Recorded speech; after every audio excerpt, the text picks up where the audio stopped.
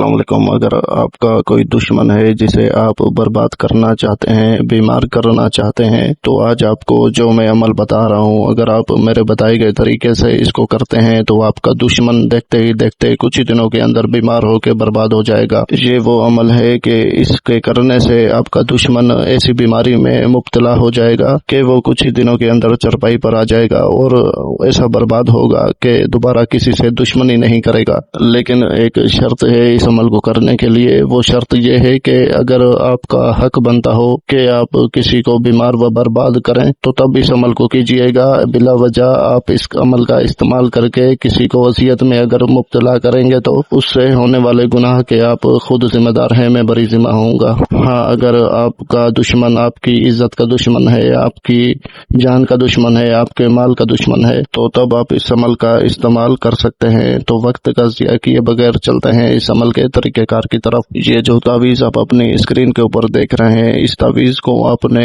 उल्लू के खून और मुश्क 1 तोला या 1.25 तोला ले लेना और मुश्क पिसा हुआ लेना। आपने उल्लू के खून में मुश्क डाल देना है और आपने स्याही बना लेनी है। अच्छे से मिक्स करके आपने किसी भी लकड़ी वाली कलम की मदद से सफेद कोरे कागज के ऊपर किसी भी मंगल के दिन जोहर की नमाज के बाद, असर की नमाज से पहले, ये जो दरमियानी वक्त होगा, इसमें किसी भी वक्त आपने अकेले में, अंधेरे में, तन्हाई में, किसी भी कमरे में बैठकर सफेद कोरे कागज के ऊपर ये तावीज़ बनाना है। इस तावीज़ की कोई खास चाल, कोई तरतीब नहीं है, बस आपको जैसा नजर आ रहा है वैसा आपने बना लेना है। और तावीज़ बनाने के बाद जो नीचे फलां बिन फलां लिखा हुआ है, आपने उधर दुश्मन का नाम, उसकी वालिदा का नाम लिख देना है। अगर आपकी दुश्मन औरत है तो औरत का नाम, फिर बीच में बिनते लिखें, फिर उसकी माँ का नाम लिखें और फिर आगे जो तफसीर लिखी हुई है बिल्कुल वैसे ही आपने लिख देनी है। और जो हमारा नाम और नंबर लिखा हुआ है वो आपने नहीं लिखना। तो तावीज़ को इसी तरीके से बनाकर आपने इसको अच्छे से लपेट कर इसके ऊपर काले रंग का कपड़ा बांध देना है। और इस बात का ध्यान रखें कि जब आप इस तावीज़ को लिख रहे हो तो आपका मुंह मशरिक की तरफ होना चाहिए और लिखने से पहले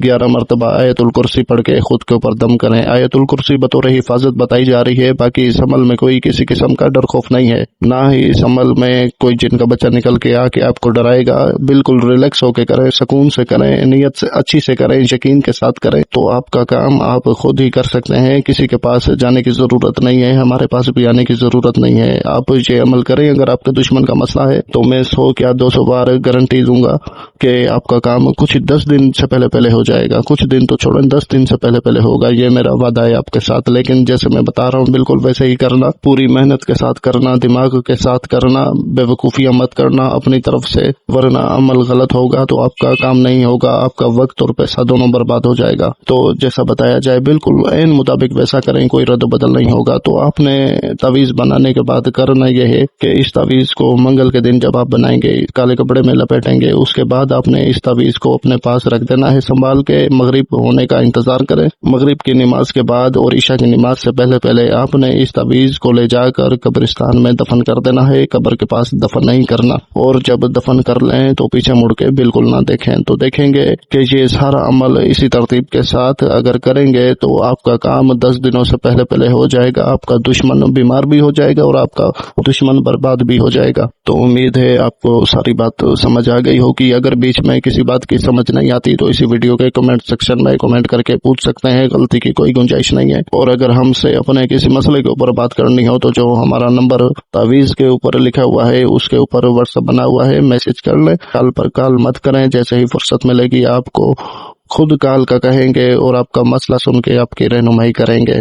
बाकी इस अमल की इजाजत के लिए मेरे चैनल को सब्सक्राइब करके वीडियो को लाइक और शेयर करें, तो मेरी तरफ से ये अमल करने की इजाजत है। जज़ाकल्लाह खैर, अल्लाह हाफिज।